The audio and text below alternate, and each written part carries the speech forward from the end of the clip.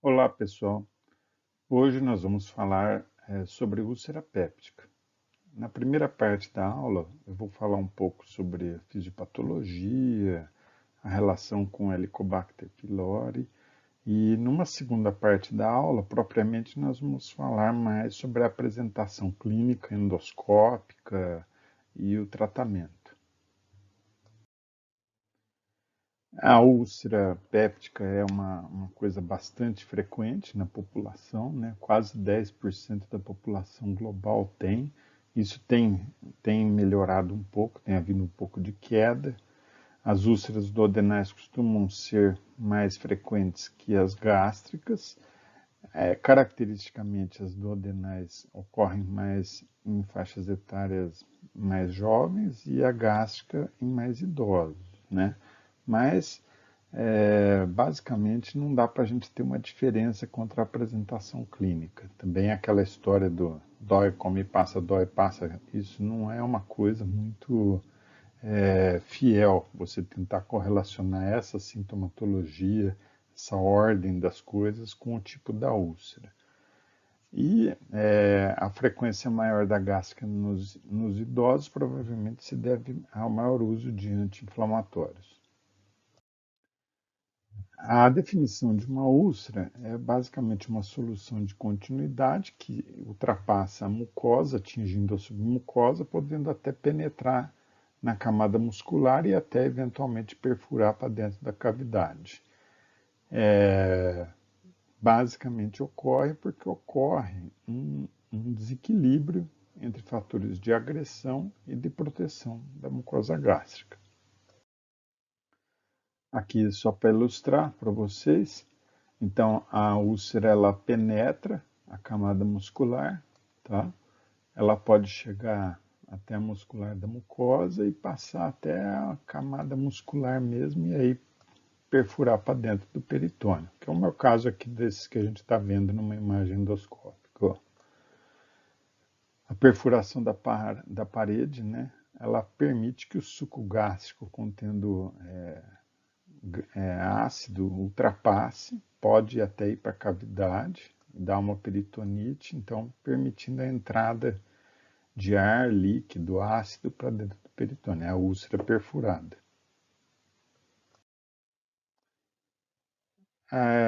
Existem várias possibilidades de agressão, né, em relação aos fatores de agressão. A gente tem a secreção de ácido, que seria um dos fatores, você tem uma alteração na secreção. Lembrar que essa secreção ela é estimulada pela gastrina, pepsina, tá? Nós vamos falar um pouco depois. Os ácidos biliares também podem ser um fator de agressão. E atualmente o Helicobacter pylori, que é teoricamente a descoberta mais recente. A secreção ácida, ela ocorre basicamente pelas células parietais, que têm a capacidade de liberar ácido clorídrico, e estimulada pela ação da gastrina, histamina e acetilcolina, tendo como inibidores a prostaglandina e a somatostatina. Qual que é a função da secreção ácida? Além da digestão, né, de dar um pH ideal para a ação de enzimas, facilitar a digestão de proteínas, seria a supressão de micro-organismos também, tá? E além disso, facilita a absorção de ferro pelo duodeno. Aqui é só um esquema para mostrar para vocês, né, os vários participantes aqui que vão induzir a maior liberação de hidrogênio, né? A maior liberação de ácido. Então a gente tem a participação da acetilcolina, tá? Que é um estímulo central, né? Pelo sistema vago. A histamina por mastócitos, tá? Que vão atuar também aumentando a liberação via MP cíclico do ácido, e a gastrina através das células G do estômago. Tá? A somatostatina age aqui, né, inibindo essa secreção de gastrina, também inibindo a ativação de mastócitos. Aí, no caso, outras substâncias que às vezes a gente usa, que podem atuar inibindo a secreção ácida, aqui no caso dos inibidores dos receptores H2, a cimetidina, e no caso da atropina, inibindo a ação da acetilcolina nos receptores muscarínicos. No caso do omeprazol, olha, ele vai inibir nessa fase final aqui, que é a secreção através da bomba, né, de prótons, de hidrogênio H+. Então, a gente tem uma outra via. Então, aqui são as vias que a gente tem. Ainda não tem nada que possa atuar aqui na liberação, na inibição da ação da gastrina, tá? Mas, provavelmente, isso é um outro campo para estudo. Aqui, só para mostrar para vocês que além da secreção de ácido clorídrico, tá? A gente também tem um fluxo de bicarbonato que acaba formando, né, uma camada de muco, né, que acaba então protegendo essas células da mucosa gástrica da ação desse ácido que ocorre pelas células parietais. Aí nós temos aqui as células mucosas que vão produzindo esse muco, né, e protegem isso por um diferencial de pH, tornando um pH mais básico, né, próximo à mucosa, protege então o estômago da lesão, da autodigestão. Como ocorre a hipersecreção de ácido clorídrico na úlcera péptica? Ou é por uma secreção aumentada, né? A gente percebe isso nas úlceras, geralmente a secreção é 2 a 3 vezes o valor basal. Pode ocorrer também alguma alteração, como o aumento de células parietais, tá?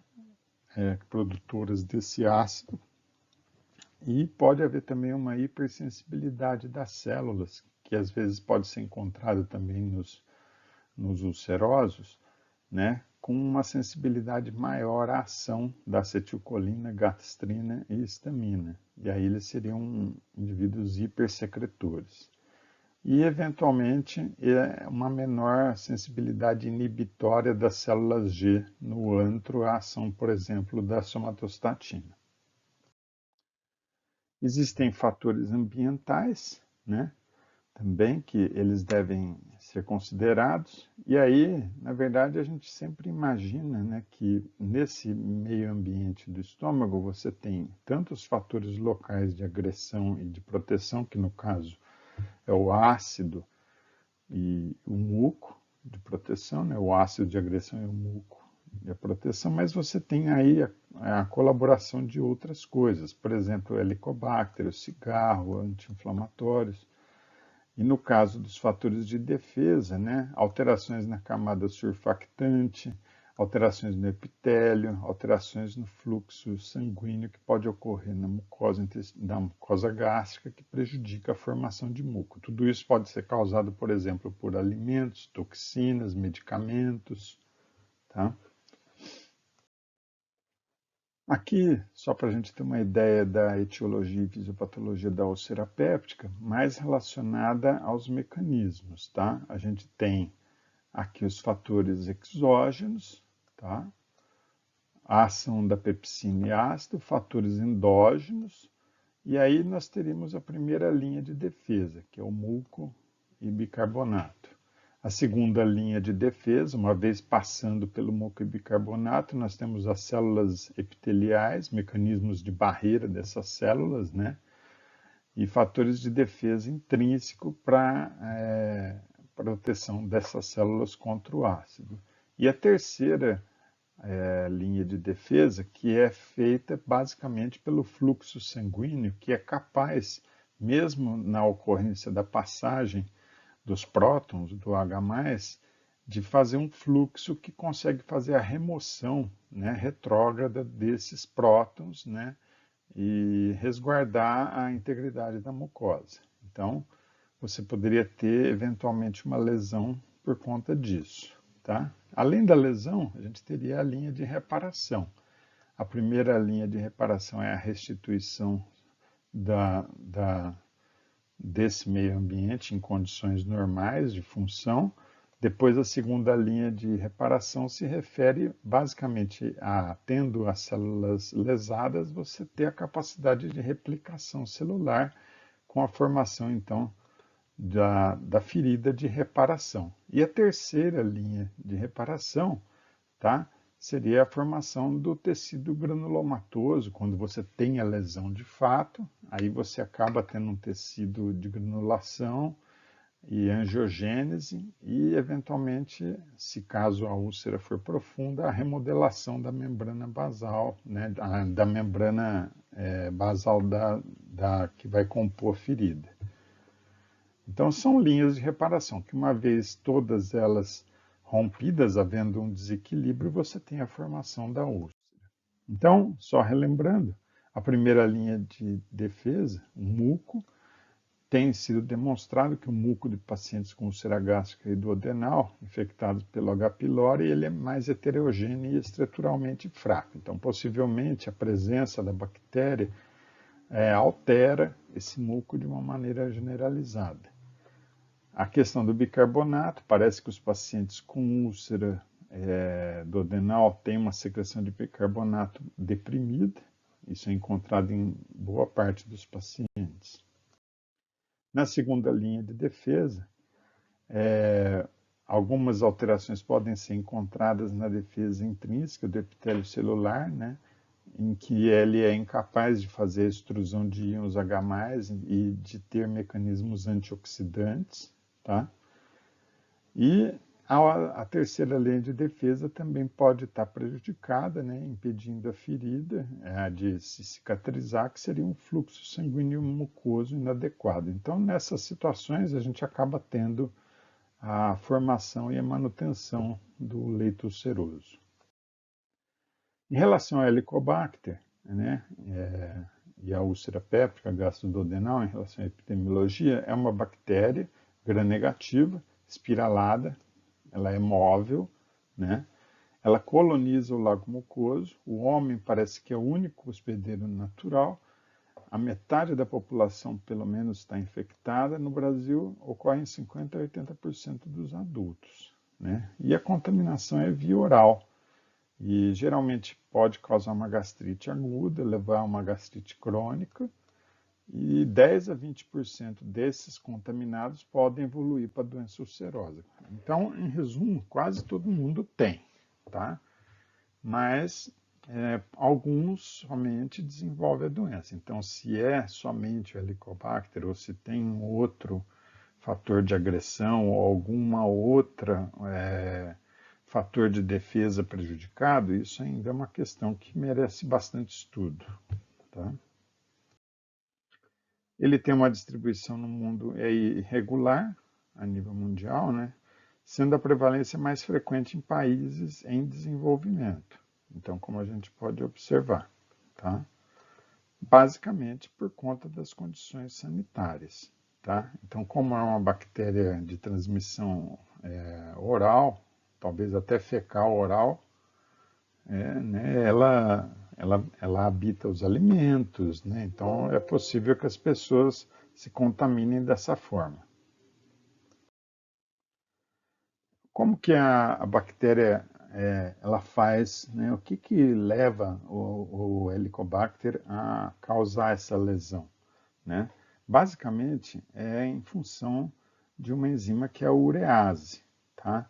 Então, o Helicobacter, uma vez ele entrando no trato digestivo, ele vai se aderir, né, na mucosa intestinal, como foi mostrado aqui, tá? Ele passa pela camada de muco, e aí, uma vez aderido, ele passa então a fazer a urease, converte então a ureia em amônia, que neutraliza o ácido gástrico, né? Neutraliza a ação do ácido e faz com que essa região propicie a proliferação dele e ele também digere, ele acaba com a camada de muco, tá? Nessa área.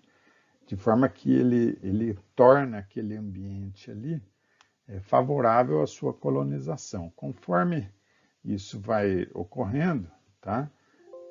ele faz com que o muco desapareça, ele agride, então, através da ação da urease, ocorre também a ação inflamatória da bactéria, levando a ação tanto do ácido sobre a mucosa, mas também da bactéria, liberando proteases e moléculas efetoras inflamatórias, havendo então agregação de leucócitos por quimiocataxia.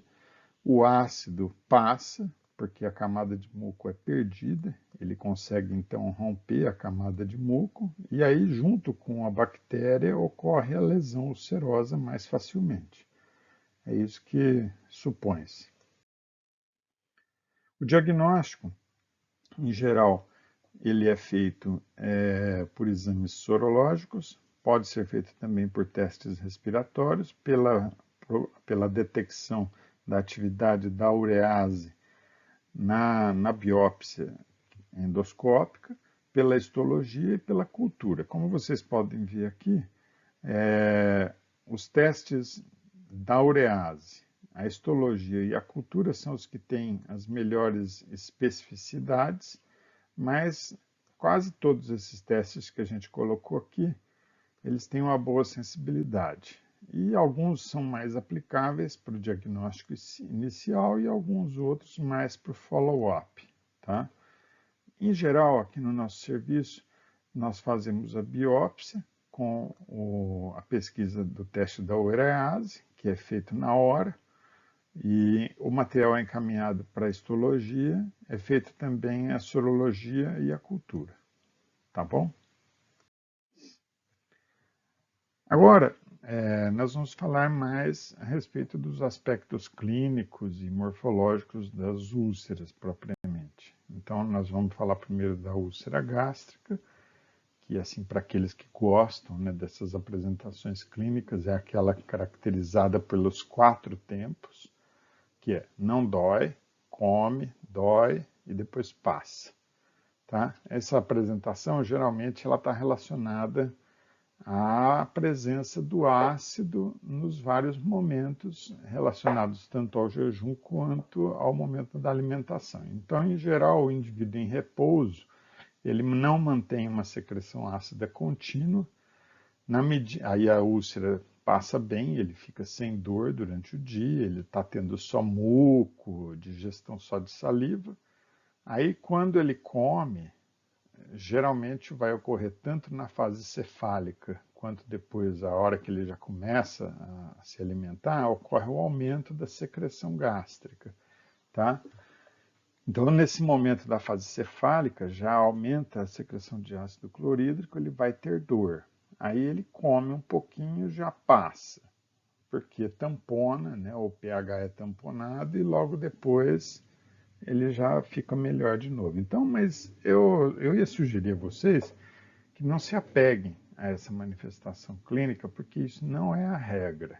Então, é muito comum, às vezes, a gente se fixar nesse tipo de relação, mas, eventualmente, você pode estar fazendo um diagnóstico errado. Tá? Hoje, com a gama que a gente tem de exames e que vão oferecer para a gente um diagnóstico mais preciso, a sensibilidade e especificidade, bem como a evidência desses sinais clínicos e mesmo de exame físico sobre o diagnóstico final é muito pequeno. Tá? Então, eu recomendo assim, ficar atento na relação com a alimentação, mas não usar isso para fazer o diagnóstico completamente final da entidade. Quase sempre essas úlceras gástricas, elas têm HP positivo, o Helicobacter positivo. Geralmente tem pangastrite, também com redução de células parietais, e tem uma hipergastrinemia sem hipersecreção ácida. Então, geralmente, a úlcera ocorre mais por fragilidade da mucosa, seja por inflamação, né?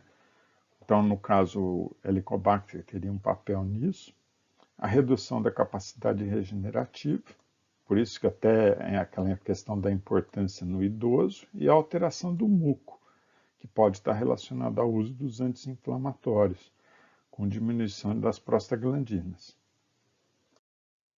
O diagnóstico dessas úlceras quase sempre é pela endoscopia, em que se observa os aspectos da úlcera, a borda, a base, a mucosa, para diferenciar de uma neoplasia. A gente tem que ver todo o estômago, as imagens é que valem mais, né? E a biópsia para diferenciar de neoplasia.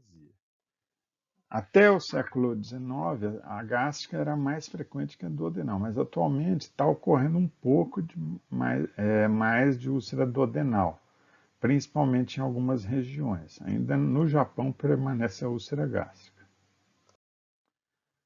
Aqui, só para vocês verem, essa aqui é uma úlcera duodenal, tá? Aqui é a imagem de como que foi obtida, né, pelo endoscópio. E aqui é uma úlcera gástrica. Aqui a gente está vendo aqui embaixo, ó, o piloro, que é essa região aqui, ó, tá? E o aparelho está enxergando então uma úlcera aqui na pequena curvatura, tá? Ó. Uma úlcera com fundo cheio de fibrina e bordas elevadas, tá? Elas são mais frequentes, como a gente viu na pequena curvatura, principalmente na incisura angular, no terço inferior do corpo, no anteproximal, na região pré-pilórica.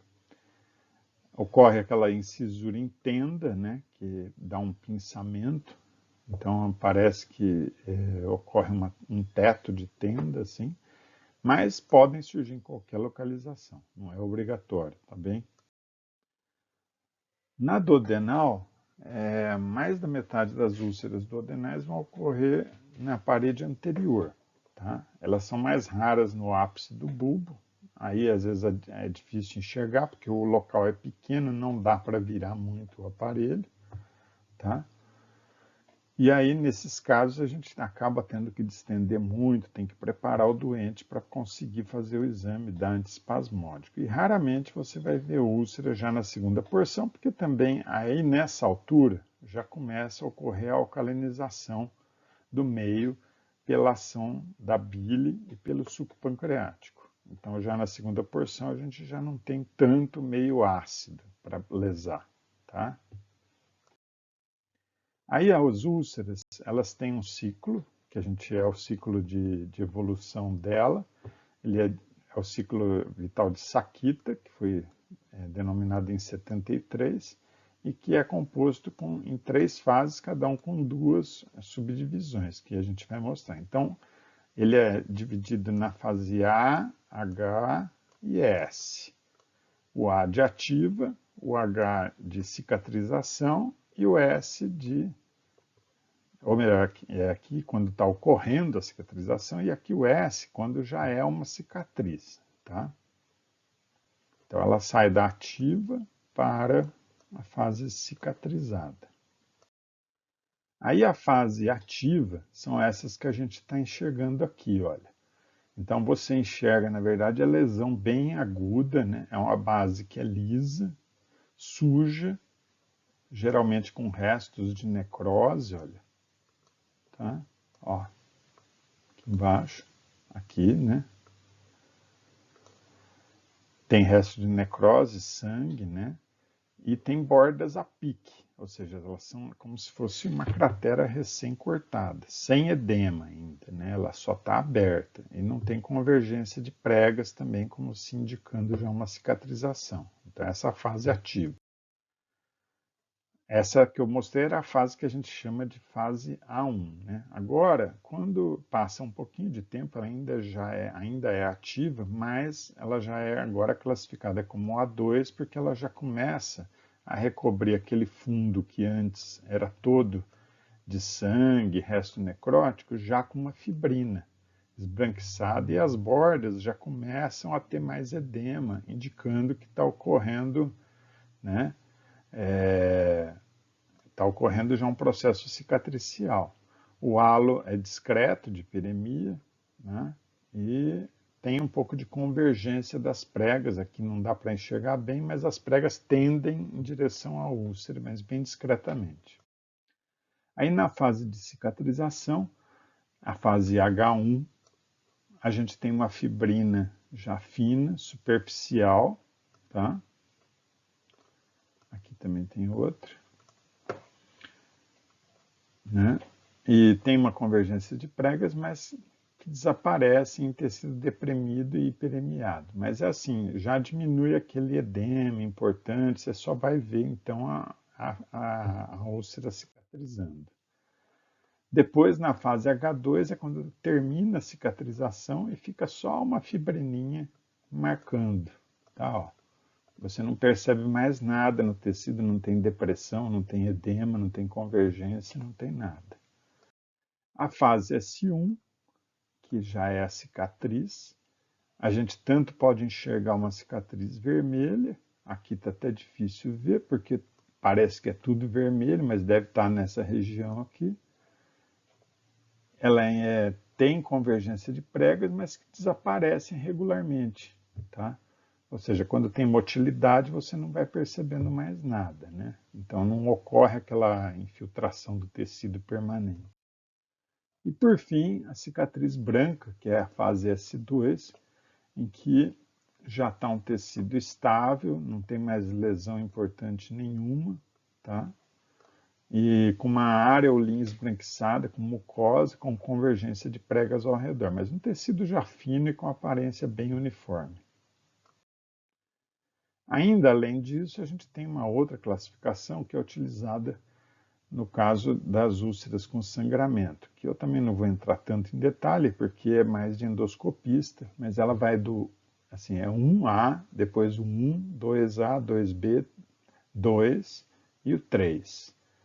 O 1A, como vocês podem ver aqui, ó, é uma úlcera jorrando sangue, está até caindo para cá, ó, tá? E aí, conforme aqui já é só o sangue babando, aqui só o coto sangrante, mas já sem sangramento ativo.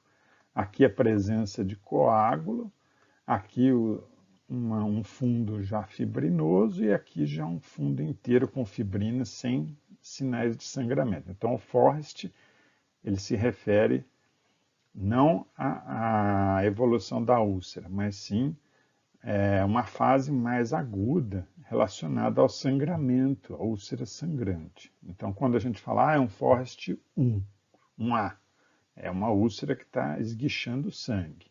E um Forrest 3, que parece que é maior, né? Maior, mas não é. O Forrest 3 é a úlcera mais calma agora, já está fibrinosa. Eles são preditores de gravidade, né? Essa classificação pelo aspecto da úlcera que a gente olha, se ela está em um determinado Forrest, além dela estar na fase ativa, o Forrest vai predizer para a gente a chance de ressangramento durante a internação.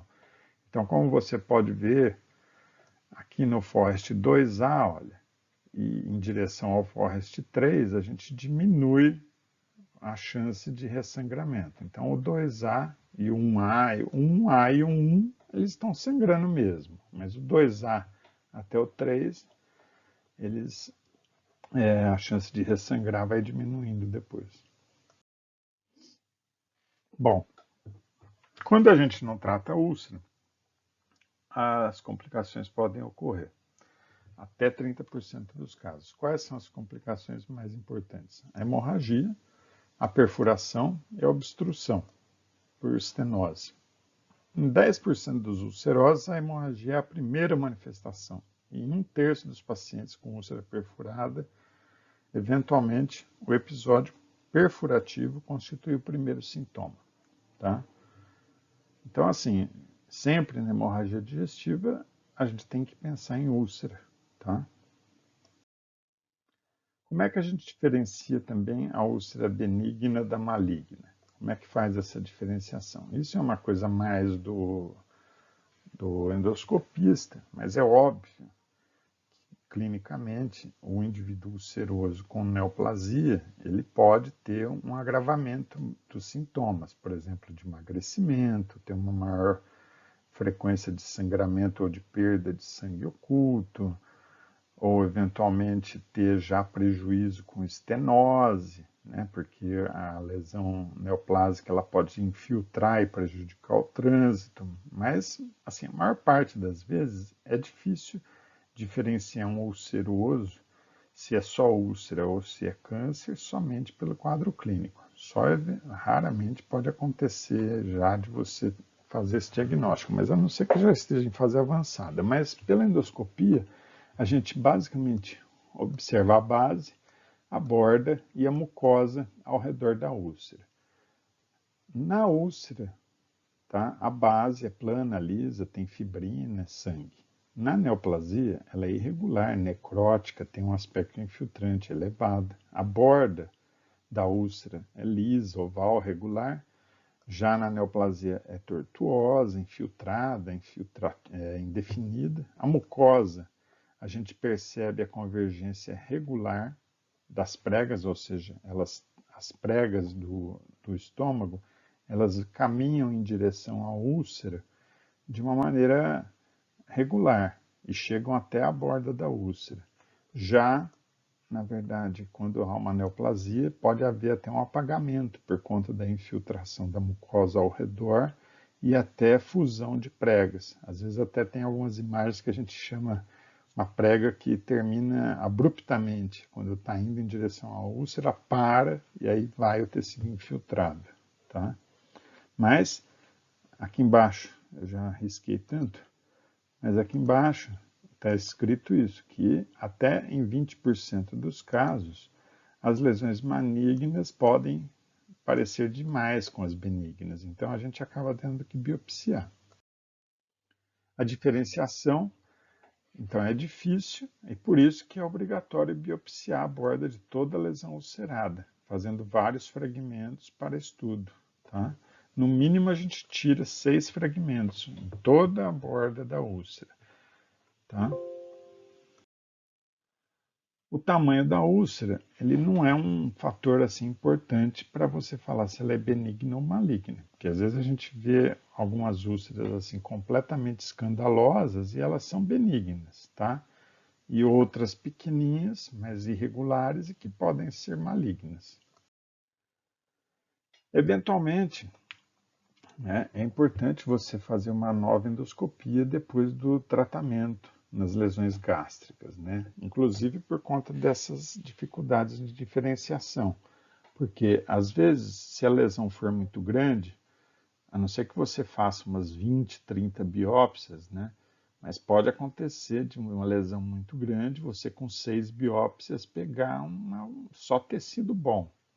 Então, o recomendável, numa lesão ulcerosa muito extensa, é tratar depois da primeira endoscopia e depois, daqui umas 6 semanas, repete, reavalia como estão as pregas e, se for o caso, biopsia novamente. Bom, em relação ao tratamento, quais são os objetivos? É o alívio da sintomatologia, cicatrização, evitar recidiva e complicação.